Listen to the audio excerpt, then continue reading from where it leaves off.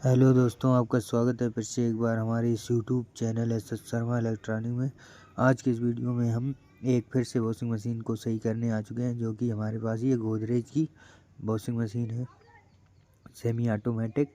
इसमें जो कमी है वो आपको हम दिखाएंगे अभी। इसका जो गियर बक्सा है वो ख़राब हो चुका है, जो कि वॉशिंग मशीन चलाने में बहुत ज़ोर से आवाज़ कर रहा है। तो यहाँ पर आप देख सकते हैं जो हमारी वॉशिंग मशीन है, इसका जो पल्सेटर है इसको हम रोक के आपको दिखाएंगे कि कितनी आवाज़ ये कर रही है कपड़े धोने पर। जैसे कि ये सादा चलती है तो आवाज़ नहीं करती है, जब इसमें कपड़े डाले जाते हैं तो ये आवाज़ करती है। तो इसको हम अगर पकड़ लेंगे तो ये आवाज़ करेगी। इसके बाद ये हम यहाँ पर इसका ऑपरेशन चालू कर देते हैं, इसको हमें खोलना होगा।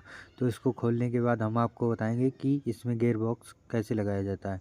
तो यहाँ पर इसके जितने भी स्क्रू हैं वो आप निकाल लेंगे। जैसे कि यहाँ पर जो स्क्रू ख़राब हो चुके थे तो वहाँ पर हमने इनको गर्म करके निकाल लिया है।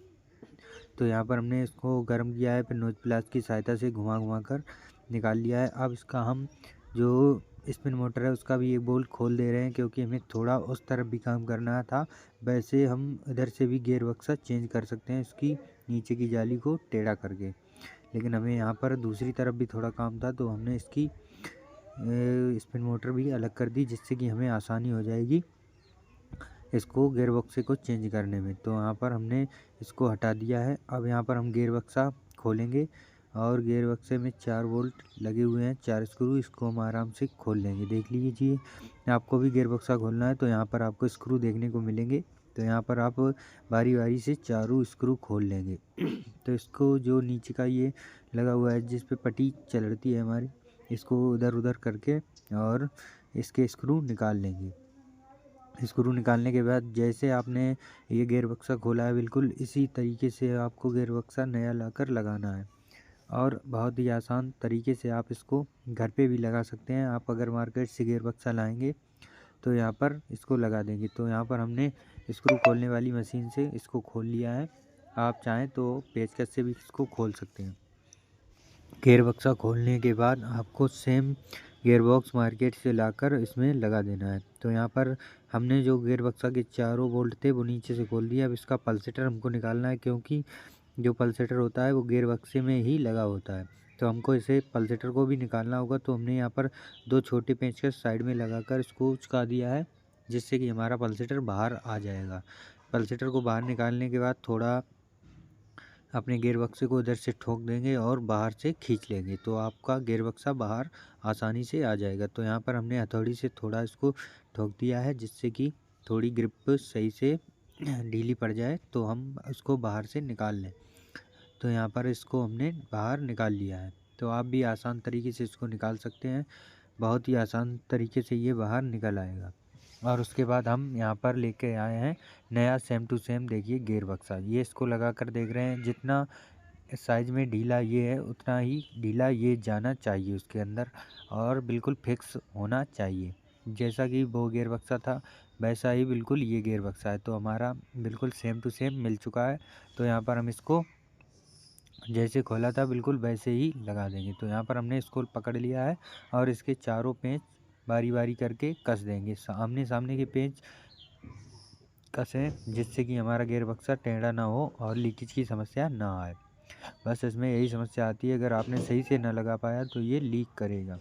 तो आपको स्क्रू बराबर से कसने हैं चारों, जिससे कि लीकेज ना हो। तो यहाँ पर हमने देखो यहाँ पर इस बार पेंचकस से कसा है, जिससे कि मशीन से एक बार में ही कस जाएगा। इसलिए यहाँ पर हम बिल्कुल सही तरीके से इसको पेंचकस से सेट करेंगे धीरे धीरे। जिस तरीके से हमने पहले गियर बक्से को निकाला था चारों स्क्रू खोल के, उसी प्रकार से हम इसको देखिए कस रहे हैं। बारी बारी से इसके चारों स्क्रू लगा देंगे। उसके बाद हम इसके गियर बक्से को और मशीन को सीधा करेंगे और गियर बक्से पे हम अपने मोटर से इसकी जो पट्टी थी वो चढ़ा देंगे और हमारा गियर बक्सा चल पड़ के तैयार हो जाएगा। उसके बाद हमारी जो मशीन आवाज़ कर रही थी वो बिल्कुल नहीं करेगी। ऐसे ही इलेक्ट्रॉनिक से जुड़ी जानकारी पाने के लिए हमारे चैनल को सब्सक्राइब करें, जिससे कि आपको इलेक्ट्रॉनिक से जुड़ी सारी जानकारी मिलती रहे। क्योंकि हमारे इस चैनल पर होती है हर इलेक्ट्रॉनिक उपकरण की मरम्मत, जैसे कि पंखा, fridge, cooler, AC, washing machine आदि इलेक्ट्रॉनिक उपकरणों की रिपेयरिंग की जाती है। तो आपको अगर इलेक्ट्रॉनिक का काम सीखना है तो हम आपको पूरी मदद करेंगे, जिससे कि आप इलेक्ट्रॉनिक का काम जल्द से जल्द सीख सकते हैं। हमारे चैनल को सब्सक्राइब करें। जहाँ पर आपको समस्या आती है तो कमेंट करके आप पूछ सकते हैं, तो हम आपकी मदद करेंगे। यहाँ पर हमने गियर बक्से के चारों बोल्ट बारी टू बारी किए हैं, जैसे कि आमने सामने के बोल्ट लगाने चाहिए, जिससे कि हमारा गियर बक्सा बिल्कुल सही तरीके से बैठ जाए। जैसा कि हमने पहले बताया था वैसे ही हम इसको लगा रहे हैं। तो ये आमने सामने के बोल्ट सही से पहले कस लें, फिर एक एक करके चेक कर लें कि हमारे सारे बोल्ट टाइट हो चुके हैं। फुल टाइट करने के बाद यहाँ पर गियर बक्सा बिल्कुल सही तरीके से बैठ जाएगा। उसके बाद आप इसको चालू कर सकते हैं। तो यहाँ पर हमारा गियर बक्सा बिल्कुल सही तरीके से लग चुका है। उसके बाद यहाँ पर हम वॉशिंग मशीन चलाकर चेक करके दिखाएंगे आपको। तो यहाँ पर हमने वॉशिंग मशीन में पानी डाल दिया है। अब ये आवाज़ नहीं करेगी। अभी हम इसकी आवाज़ भी आपको सुनाएंगे कि हमारी आवाज़ वॉशिंग मशीन पहले कैसे कर रही थी और अब कैसे कर रही है। तो यहाँ पर अभी हम इसकी आवाज़ म्यूट किए हुए हैं। अभी हम इसकी आवाज़ आपको लास्ट में सुनवाएंगे, तो आपको पता चल जाएगा कि हमारी वॉशिंग मशीन बिल्कुल सही तरीके से सही हो चुकी है। वीडियो अच्छा लगा हो तो लाइक एंड सब्सक्राइब ज़रूर करें। धन्यवाद।